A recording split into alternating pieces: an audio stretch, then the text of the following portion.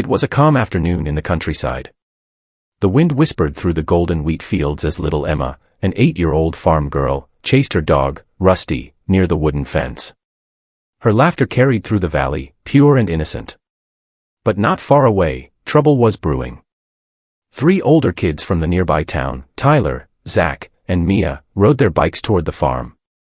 They were known as the town bullies, always searching for someone weaker to torment.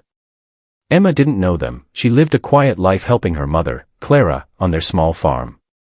Her father had passed away years ago, and Clara raised Emma alone, working sunrise to sunset to keep food on their table. That day, while Emma was gathering eggs, she noticed the bullies approaching, grinning in a way that froze her heart. "Hey, farm girl," Tyler sneered, kicking the dirt near her basket.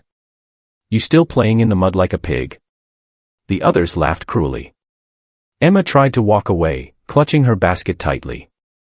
"Please, I have to go," she said softly, her eyes trembling.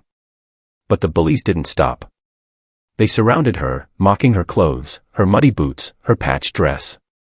Emma stood still, remembering her mother's words, "Never answer hate with hate, my little one."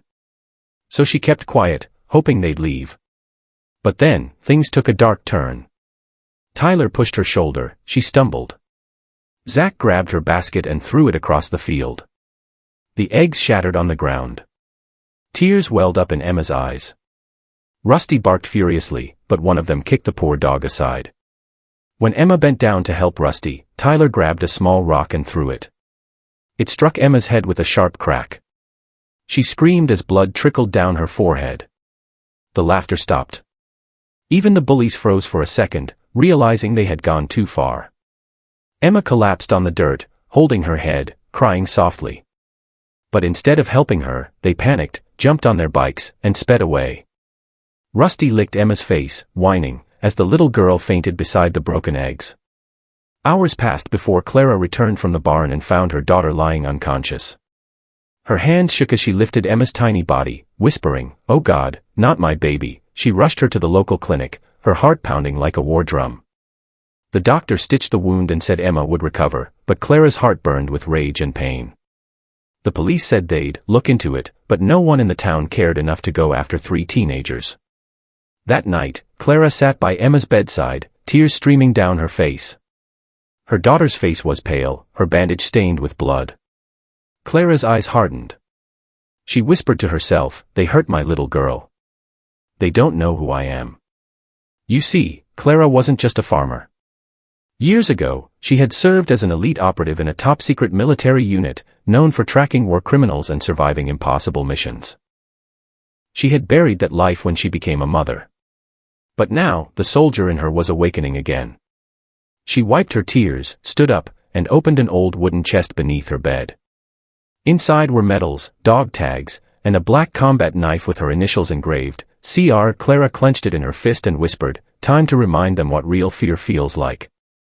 The camera pans out, her silhouette framed by moonlight, the wind howling through the fields, and a mother's vengeance rising with every heartbeat. The next morning, the town buzzed with whispers. Clara hadn't been seen since dawn. Her truck was gone, and her eyes, as the neighbors described, were cold and focused, like she was on a mission. Meanwhile, the bullies bragged at the park, laughing about how the little farm girl probably cried to her mommy. But their laughter died when a black pickup stopped near the park's edge. Clara stepped out, wearing an old denim jacket, boots, and a ball cap that barely hid the fury in her eyes. She approached them slowly, her voice calm yet cutting. "You 3 think hurting a child makes you strong?" The kids stammered, exchanging nervous looks. Tyler forced a smirk. "We didn't mean to," but before he could finish, Clara threw a small pebble that whizzed past his ear, precise as a bullet. It hit a soda can sitting 20 feet away and split it open. The boys froze. "That's how close you came to losing your teeth," she said coldly. "Now you'll come with me." She didn't yell. She didn't threaten. Her tone alone was enough to make their knees tremble. She led them to her farm, where Emma sat on the porch, her head bandaged but her eyes strong. Clara stood before them and said, "You're going to fix every fence you broke, every egg you smashed, and every lie you told."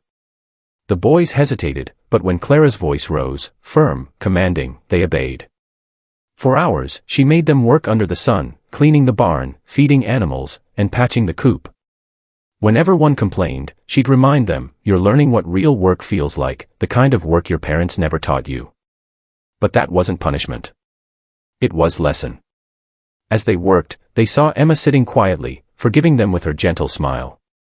By the end of the day, their arrogance melted into guilt.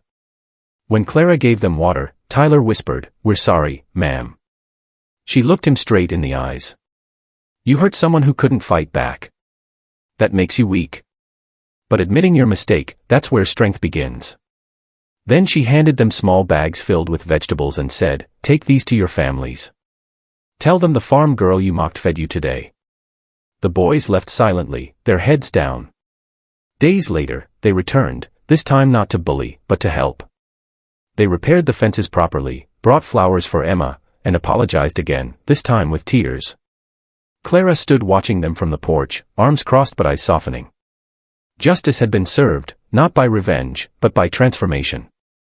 Word spread across town. People who once ignored the farm now respected it. Some even helped Clara sell produce, moved by her strength and grace. One day, Emma asked her mother, "Mama, why didn't you hurt them back?"